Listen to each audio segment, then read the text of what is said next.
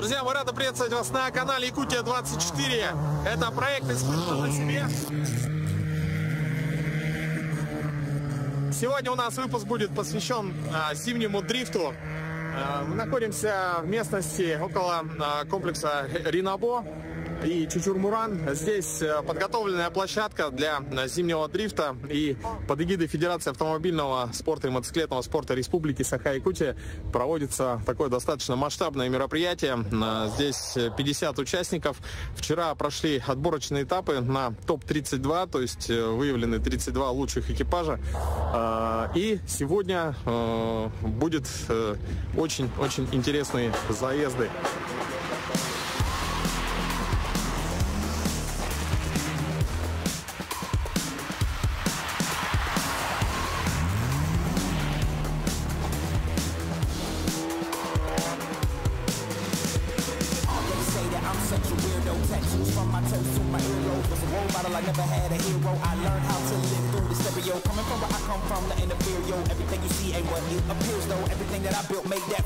Then added a zero, I am my hero. You couldn't imagine what it's like in my mind. It's beauty and catastrophe at the same time. Remember they laughed at me when it was game time. Now I know that they mad at me, I'm what you can't find. I'm not from the day, I come alive at night. I'm not what you used to, couldn't recognize. They all on the ground while I'm taking flight. And you're welcome to join me, I promise I won't bite. Things they say, they're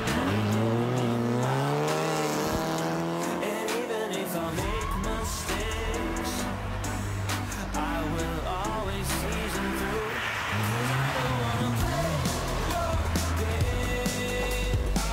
I had enough, I'm burning up so hot I just break your chain. You can never stop what's building up inside of me.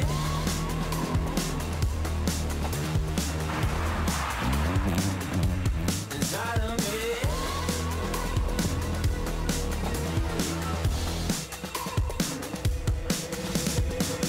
They call me a monster, I guess I don't fit in with the imposters. I'm taking the mask off, prepare your conscience, prepare for honest, cut off all the nonsense. I'm all of your shit. Как вы можете наблюдать на этих кадрах, очень часто за счет того, что покрытие ледовое, автомобили вылетают в снег, и для этого требуется эвакуация. И поэтому сегодня мы поучаствуем в эвакуации дрифт автомобилей, ну а также покажем в целом соревнования. Вот, будет сегодня два автомобиля. Первый автомобиль, вот это Азия Рокса. Такой вот подготовленный внедорожник. Ну и сейчас будем как бы работать.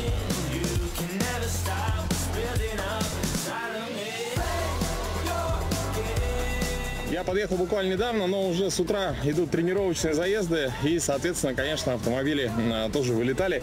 И с самого утра также здесь дежурит мой тезка Руслан, который помогает ребятам выбираться из снежного плена. Руслан, в целом, вот вообще эвакуация каким образом проходит? Эвакуация проходит в целом нормально. Пытаемся вовремя эвакуировать быстро и так далее, чтобы со временем не отставать. Руслан, расскажи про свой автомобиль. Называется Kia Asia Rockstone, аналог американского Wrangler, корейский аналог корейского внутреннего рынка. У него мосты от 60-го крузака от Toyota, движок от 2UZ 4.7 от Toyota Land Cruiser 100. Ну, кузов, внешность корейца, а внутренность японца.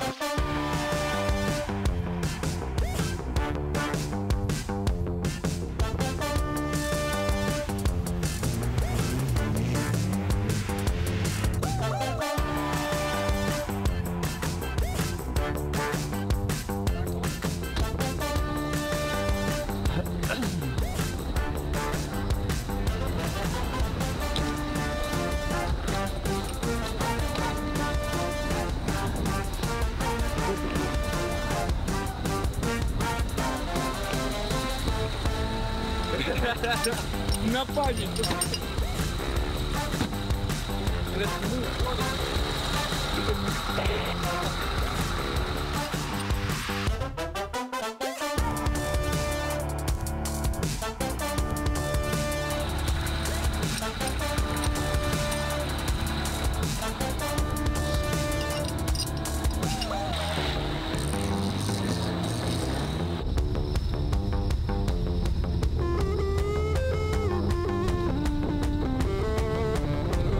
руками.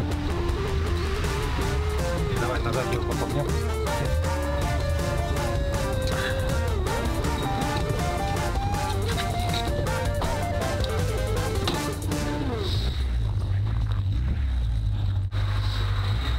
Так.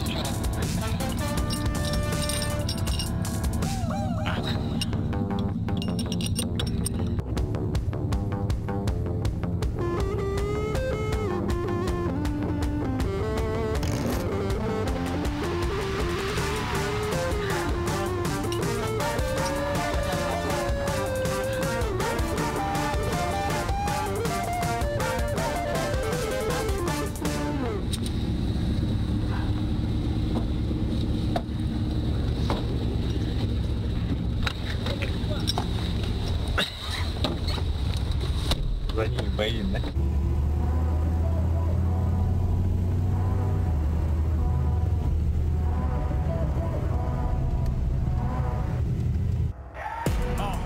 Fast life, the fast living.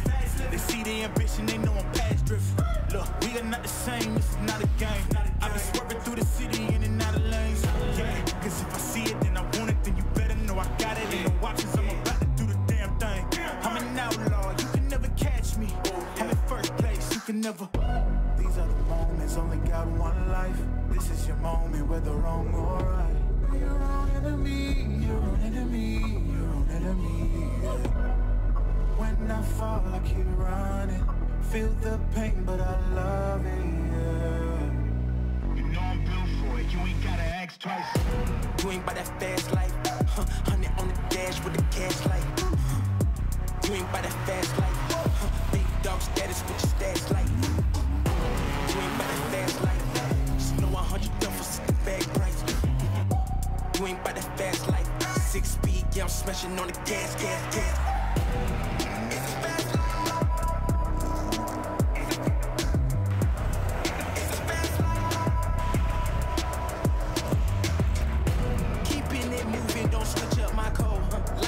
Circles, we out the A4. It's a fast life. Look, yeah, I'm about to ride it till the wheels fall off. Yeah, I'm about to run the game, I ain't never dropping off. Let's be talking about a bag. Put a duffel on the dash, she don't really but a swap. Heavy foot up on the gas with it. Trunk tracks with the cash in it. Passionate, long range when I'm passing it. All drive, I ain't stopping unless I'm crashing it. And even that wouldn't stop me from going after it. These are the moments, only got one life. This is your moment, whether wrong or right. You're your own enemy, your own enemy, your own enemy. When I fall, I keep running. Feel the pain, but I love it, yeah. You know I'm built for it, you ain't gotta ask twice. You ain't by that fast life, 100 on the dash with the cash light. You ain't by that fast life, big dog status with your stats light. You ain't by that fast life. No 100 done for the bag price. You ain't by the fast life. 6 speed, yeah, I'm smashing on the gas, gas, gas. It's a fast life. It's a fast life. Keeping it moving, don't switch up my code. Life full of circles, we out the A4. It's a fast life.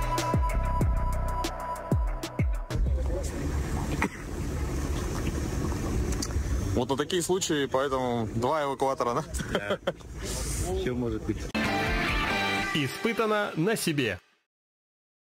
Друзья, сейчас был объявлен перерыв, будет он проходить до 3 часов дня. Прошел заезд ТОП-32, и сейчас рядом со мной Андрей Остапов, это гонщик, входящий в топ-5 гонщиков России, РДС GP. Андрей, приветствую. РДС Гран-при, добрый день, являюсь пилотом команды Lukoil Racing Drift Team. Андрей, расскажи про вообще движение дрифта в России и, в частности, вот твои впечатления о ребятах в Якутске, которые... Ну, смотрите, вообще из года в год дрифт набирает все больше оборотов. Я с уверенностью могу сказать, что сейчас это самый популярный вид автомобильного спорта и, пожалуй, наверное, самый доступный, если мы говорим о зиме.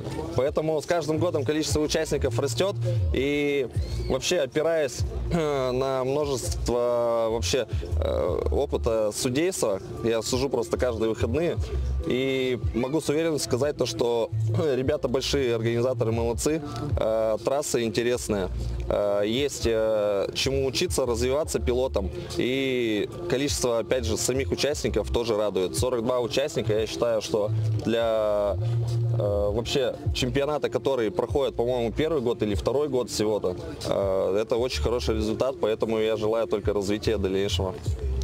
Ну, понятно, что чтобы заниматься дрифтом летом, это более такие заряженные машины должны быть, да? То есть, конечно, бюджет плюс шина трется. Ну, вот, допустим, у нас в гонках шины не хватает, даже бывает на 2 круга, на 2 заезда. Если у тебя один заезд длится там порядка 20-30 секунд, ну, за минуту вот сгорает пара новых колес. Но зимой одну пару колес купил и все, всю зиму кайфуешь, ездишь.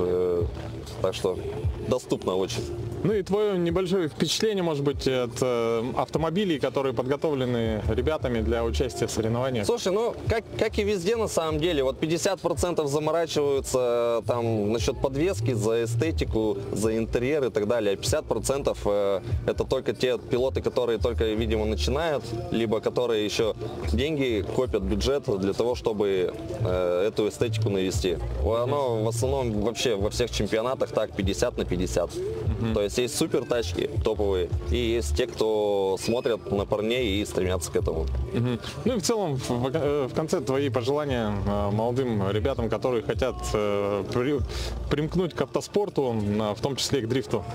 Ну, смотрите, есть стрит, а есть полноценные гонки. Вот, ребятки, приезжайте лучше на соревнования, поучаствуйте, и со временем вы все поймете, что именно только на трассе можно отдаться полностью результату, почувствовать вот эту грань выше.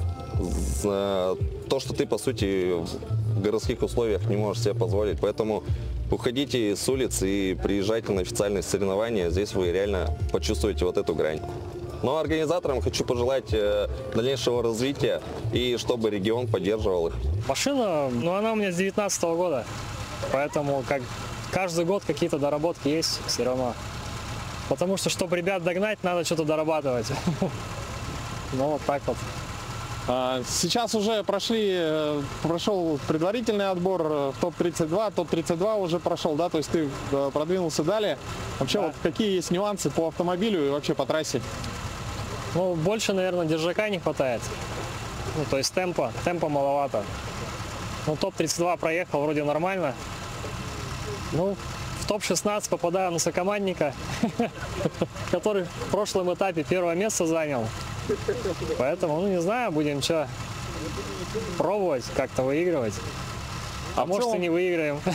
В целом, вот автомобиль, на котором ты участвуешь в соревнованиях, это твоя повседневная машина или нет, чисто для спорта? Нет, только на соревнования и все. Тренировки, соревнования. А в каком состоянии ты ее приобрел? По настройке вот поподробнее можешь рассказать? Блин, ну приобрел, как обычная Жигули, как с завода была, такая вот и была. Ну, двигатель нерабочий был. Здесь сейчас 1.7 стоит с Нивы. Ну, доработанный маленько. Что еще? Ну, по подвеске там тоже доработки свои есть. Роман, расскажи про свое участие в гонках. Ну, я участвую 2-й сезон, катаюсь. В целом, вроде что-то получается. Первый этап проехал, занял 3-е место. Сейчас квалификацию прошел на 4-е. В парных попал, правда, на своего сокомандника. Ну, не знаю, посмотрим. Как бы у него опыта меньше, он первый год. Надеюсь, что пройду, но победит дружба. Чтобы принимать участие в зимнем дрифте, да, ну, как мы видим, в основном автомобили вот марки «Жигули», да, то есть используются. Да. А в целом, вот какие основные моменты нужно обратить внимание, чтобы, ну, машина более-менее хорошо пошла, вот, участвовала в соревнованиях? Ну, основные моменты: должна быть блокировка заднего дифференциала, обязательно должна быть рулежка, обязательно должна быть хорошая резина и обязательно ручник. Это основные аспекты подготовки автомобиля. В целом, почему «Жигули»? Потому что они легкие, у них нет инерции. Если взять, вот, например, «Чайзер», который прошел у нас квалификацию, причем отвалилось очень много «Жигулей», а «Чайзер» прошел. Ну, просто человек на опыте, но у него большая инерция, он запрыгивает его, выносит, вытаскивает. На «Жигулях» это все гораздо легче и быстрее получается. Соответственно, и темп выше, и интерес больше. Ну вот для наших зрителей еще вот вопрос по вот этой конструкции сзади автомобиля. Для чего она нужна? А тут это все пришло из Красноярска, с Красного кольца. Там в одно время начали побеждать универсалы. Они начали побеждать только из-за того, что у них есть дополнительное стекло. Ну, на постановке они разгоняются, прыгают, и у них есть боковой подпор воздуха. Их так сильно не выкидывает во внешку. И там начали проигрывать все седаны. А после этого седаны придумали вот это оргстекло. И у нас оно тоже сюда пришло, и это действительно помогает. И в чем-то даже седаны получаются лучше, чем универсалы. За счет того, что конструкция легче, наверное, да? Легче, может быть, да. Но мы все равно догружаем. Вот пойдем посмотришь. Как бы вес, вот эта штука убирает инерцию очень хорошо, но мы добавляем догруз, вес, чтобы было больше зацепа. Потому что если без довеса едешь, она просто буксует и не выезжает с этих углов. Плюс, смотрю, вот даже аккумулятор, да, переносим назад. Да. Ну, с весом играем от погоды, то есть давление в колесах, вес переносим, что-то вперед, что-то назад. Понял, спасибо. Опыт. Спасибо, удачи. Ну, сейчас будет такой достаточно интересный опыт с Андреем Остаповым. Он будет за рулем. Я почувствую себя в роли пассажира. Это так называемое дрифт-такси. Но сейчас нам нужно доехать до места старта. Вот в этой машине, Василия, будем передвигаться. Ну и как видите, дрифт машины облегчает, и вот здесь нет задних сидений. Как видите, очень много зрителей приехало. Сейчас с 3 часов начнется самое зрелищное шоу.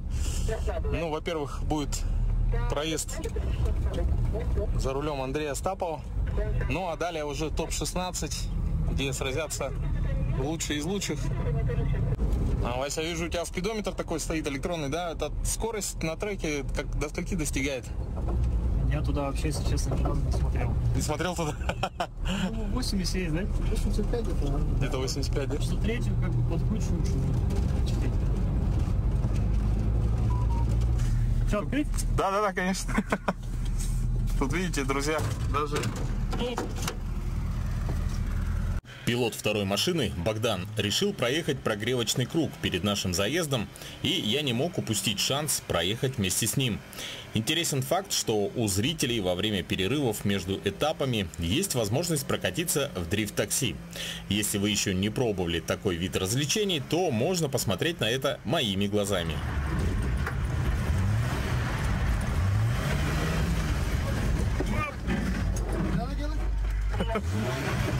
Давай толку.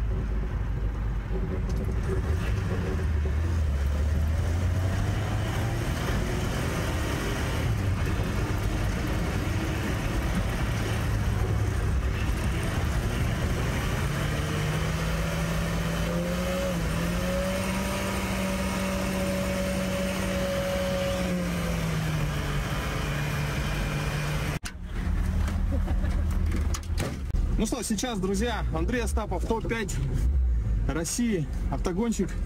И у меня есть возможность прокатиться с ним в виде дрифт-такси.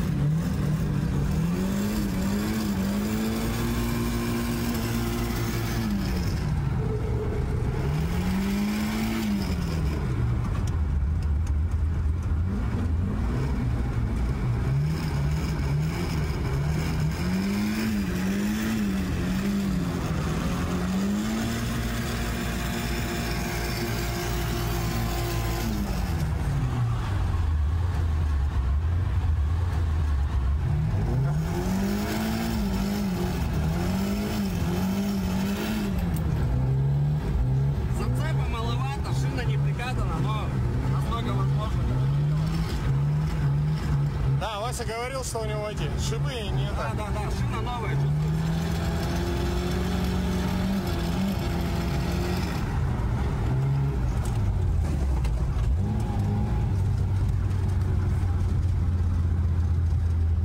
Четко. Можно прям вообще вот так вот. Прям. Вот как в последнюю дугу заезжали. Так всю дорогу ехать. Я с шиной нормально.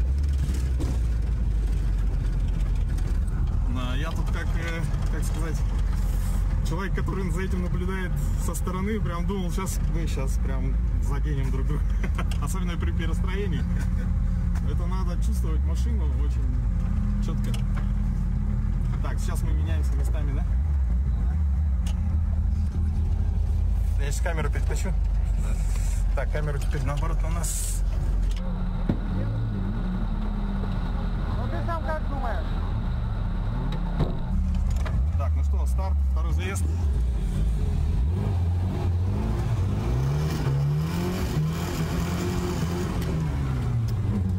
Все заезды делаются 2 раза, и машины меняются местами. Теперь мы впереди.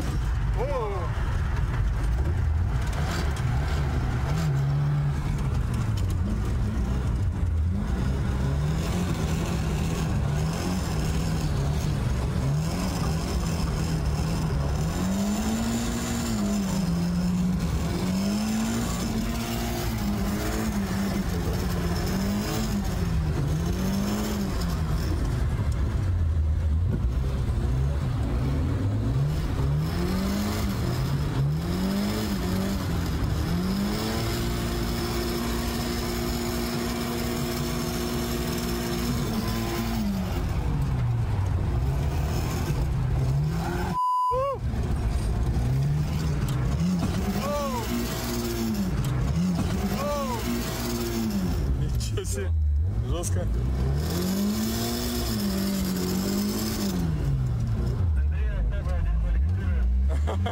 Андрея дисквалифицировали.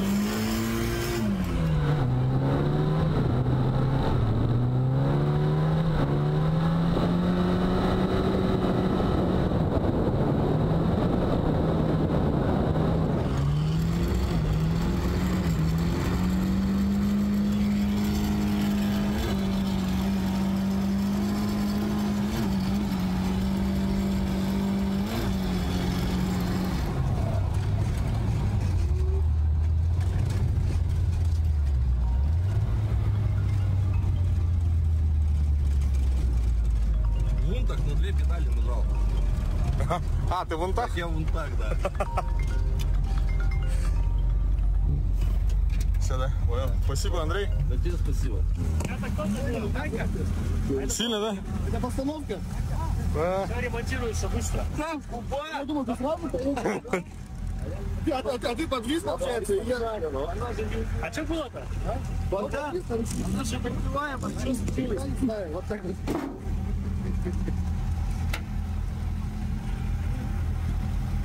Эти пацаны еще не опытные есть. Я уверен, что много хапнул. Сейчас поедем? Да, друзья, ну что, эмоции, как всегда, через край, просто даже немного какой-то, как сказать, адреналин, видимо, выплеск, это все. Во всем виноват. В целом супер. Да, сейчас начались заезды, топ-16. А вон, машины уже вылетают.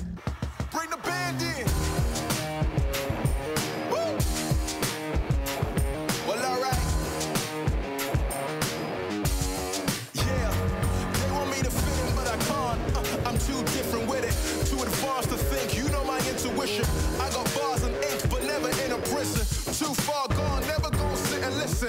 This is optimism mixed with the best. You get it? What you're seeing is a beast in the flesh. I'm vetted up. I don't need to try to speak for the rest. Always keep it abrupt. They wanna keep it a mess, you know. This is what you get when you're sitting as a vet. But everybody know that you're a threat. With the rest, let's go. We won't fit in a box. We don't quit, we won't stop. Ride us all to the top.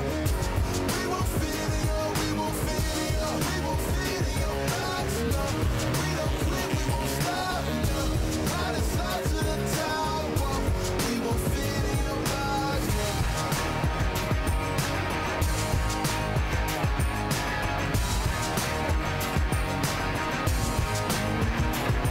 Look, I'm trying to tell you we don't fit in your box. Why you try to box me and I got the key to unlock? I know the locksmith, optics, speak of the loss. I'm eating lobster, chopsticks, freaking the boss, you know. I'll never fit in where I go at. Boss talk like I'm Boaz. Why fit in when you know you can stand out still? They remember you more when you hand out deals. Let's go. We won't fit in your box. We don't quit, we won't stop.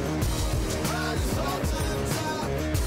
We won't fit in your, we won't fit in your, we won't fit in your box. No, we don't quit, we won't stop. No, ride us all to the top. Whoa. We won't fit in your box. No. Don't box me in. I do my own thing. Spirit is right within. I got my own way. Rather than not within. Look at the way that I do my ops again. Oh, let me loose. You know that I got the juice. Everything I got to do. Words that I speak out my mouth, I gotta move. Oh, we can't fit in your box. We too cold and you know.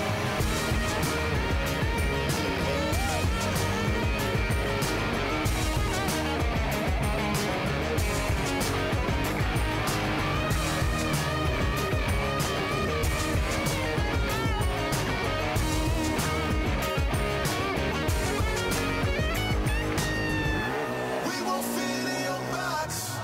We don't quit, we won't stop. Ride us all to the top.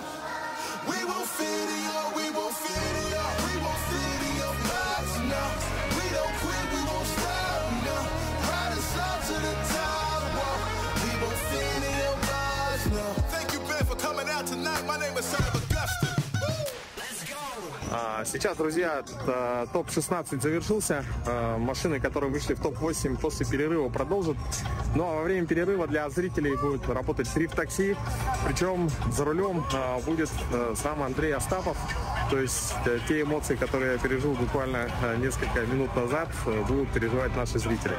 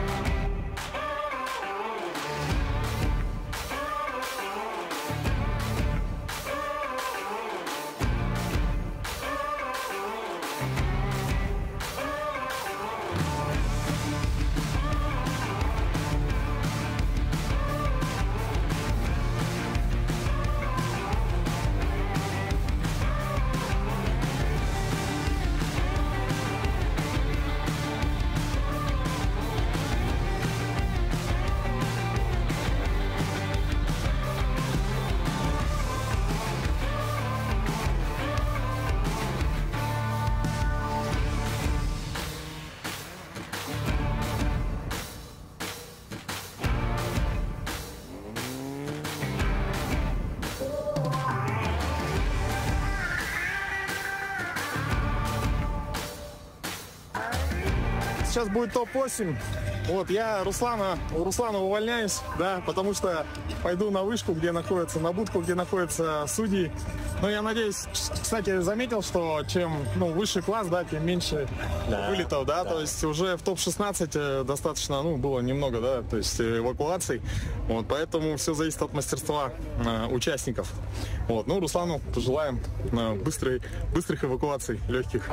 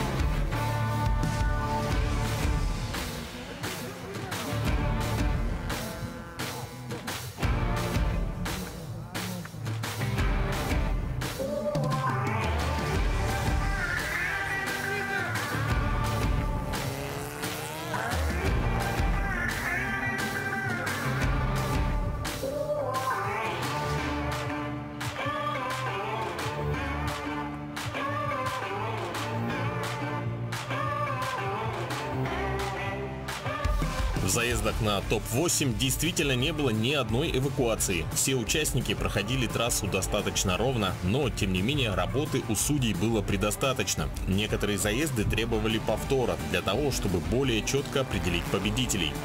В итоге лучшая тройка выстроилась следующим образом. Третье место на втором этапе по зимнему дрифту занял Роман Шуман. Второе место Дмитрий Сморыгин, и победителем второго этапа стал Николай Никитин. Все они получили призы, грамоты и кубки. Зимний дрифт!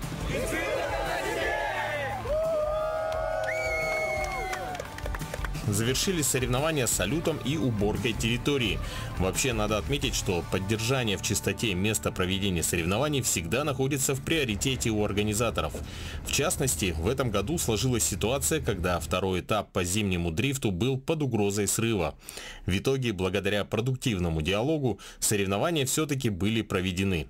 А для разъяснений своих позиций обе стороны дали интервью уже на следующий день после проведенного мероприятия. Можно немножко два слова преамбулы, чтобы вы понимали, о чем мы здесь вообще говорим. Дрифт – это официальная спортивная дисциплина. У нас часто путают это с хулиганами, с автохулиганами. Они нам портят репутацию. Но это официальная дисциплина, и там очень много молодых. Сама дисциплина молодая, и поэтому там в основном одна молодежь, конечно. В свое время мы взялись за эту дисциплину, собирали молодежь вот с улиц, да, буквально, где они там газили, мешали людям спать и так далее. То есть они стали уже спортсмены, и они уже не хулиганят. Вот те, что у нас, сформировался комитет по развитию дрифта, и они проводят официальные соревнования. Вот это одна часть, но при этом все равно определенная субкультура осталась, такая, так скажем, немножко полукриминальная, как протест, который, вот, главное нарушить закон. Ну и с ними тоже ведем работу, пропаганду, встречаемся с ними, пытаемся к себе затянуть. Причем я вижу участников, из них приезжают, участвуют и уже не идут на улицы хулиганить. Это радует немножко. Здесь вот на этом озере мы уже не первый год проводим соревнования по весне, начиная с 19-20 года, вот, было как бы все до этого хорошо, но тут возникла после первого этапа возникла не очень хорошая ситуация, да. Снега было мало, недостаточно, может быть, перекопали, и у нас тут начали по ночам хулиганить. Именно. И вот тут хотелось бы именно обратиться к автолюбителям нашего города, в первую очередь, да, вот, которые любят похулиганить. Вот из-за вас происходит такая ситуация, то, что иногда это очень негативно сказывается на спортсменах, на законопослушных спортсменах, да, на репутации. Вы приезжаете ночью, хулиганите, мешаете жителям. Я понимаю вашу тягу к скорости, да, к спорту. Ну так мы для того и созданы. Для массового спорта мы работаем на население прежде всего. Приезжайте на наши соревнования, участвуйте, боритесь за победу, улучшайте свой навык, профессионализм. Ну не против закона на улицах ночью, мешая жителям нашего города. У нас соревнования все доступны для любых автолюбителей. У нас любительский спорт, прежде всего позиционируемся. Дрифт – это любительский спорт. Это не ледовый трек, где все профессионально, там заточены дорогие машины. Если вы видели вчера, там, да, 2/3 машин – это обычные «Жигули» отечественного производства, машины заднеприводные, которые подготовлены под зимний дрифт именно. Поэтому приезжайте, не стесняйтесь, участвуйте. Но не надо ночью хулиганить, потому что из-за вас могут ударить по нам, закрыть официальные мероприятия, по спортсменам. Поэтому вот у меня такая будет большая-большая просьба. Ну и в данной ситуации спасибо, конечно, местным жителям, что обратили, потому что мы тоже молодые, мы учимся, мы эти ошибки все исправили. Вот все, что были допущены, там ночное дежурство на трассе, там было, никого не пускали. Вот на текущий момент перекопали трассу, сегодня придут еще доубираются, еще перекопают дальше и приведут ее в полную негодность после данного соревнования, которое, которое было вчера. Поэтому мы слышим население, мы понимаем все это дело и исправляем свои ошибки. И это очень хорошо, когда вот взаимодействуем и вот так общаемся. Ну и хотелось бы в данной ситуации, конечно, сказать большое спасибо Министерству экологии, правительству нашей республики. То, что оно не отталкивает молодежь запретами, а взвешенно подходит к ситуации и при соблюдении всех условий, да, все-таки разрешает гонку и не запрещает, не занимается простым запретительством. А молодежь это видит и слышит. Вот за это большое спасибо. Ну вот хорошо, что после нашего обращения мы встречались, да, с этим Анатольевичем, и как бы прошел диалог. Мы тоже как бы везде обращались. Ну, хорошо, что вот Роспотребнадзор тоже написал предостережение, что черте города не надо шуметь на ночное время и так далее, да, и днем. В общем, есть такое 3.1, да, у нас республиканский закон, что закон тишины. С часу до 3 в течение недели. И рабочие дни с 9 вечера до 8 утра, а выходные и праздничные дни с 10 вечера до 10 утра вообще должна быть тишина. Но все равно, как бы, мы понимаем, что здесь, да, спортом заниматься. Я тоже спортсмен, здесь бегал, да, в 90-х годах на лыжной гонке, здесь 30 километров, 2 круга мы делали в этом озере. Поэтому, конечно, спорт нужно делать, поддерживаю. Но, конечно, соблюдать надо все правила, чтобы люди не возмущались. И вот, когда последние соревнования вы проводили, это было вообще хорошо. Здесь, как вы сказали, что здесь охрана была, ночью никого не было. Конечно, много машин здесь пытались, стояли заезжать, вот вы тоже отметили. Ну, поэтому, как бы, все хорошо. Ну, в дальнейшем мы тоже... С своей стороны хотели бы, чтобы вы быстро получили земельный участок, где вот за городом, да, и все, кто желает, вот там занимался, и как бы всем жителям было бы спокойствие, ну, как бы счастье, да, как говорится. Это очень хорошо было бы, конечно. Ну и что еще? В принципе, наверное, от нас все. Вот мы пришли, смотрим, что все закапывается, все убирается, и после обеда будет все доделано. Но, в принципе, все. Мы как бы желаем, чтобы вот спорт развивался, ну и чтобы соблюдали все законы, и чтобы жители тоже ну, были довольны, как говорится.